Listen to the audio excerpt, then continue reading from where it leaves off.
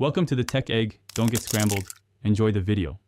In this video, I will explain how to activate melatonin naturally. First, prioritize dimming your lights significantly 2 to 3 hours before bedtime. This signals to your brain that it's time to wind down. Also, make sure to avoid bright screens from phones, tablets, and computers in the evening, as their blue light can suppress melatonin production. Lastly, expose yourself to natural sunlight for at least 20 minutes each morning to help regulate your circadian rhythm. To further boost your natural melatonin production, maintain a cool bedroom temperature, ideally between 60 and 67 degrees Fahrenheit, for optimal sleep.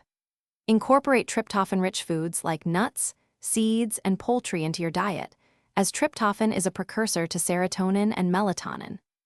Additionally, practice relaxation techniques such as meditation or deep breathing before sleep to calm your mind and prepare your body for rest. Hey everyone, quick break. If you're finding this video helpful, please subscribe and give it a like. Speaking of healthy habits for better sleep, make meal prep easy with these fantastic leak-proof containers. They're perfect for preparing nutritious meals that support your overall well-being.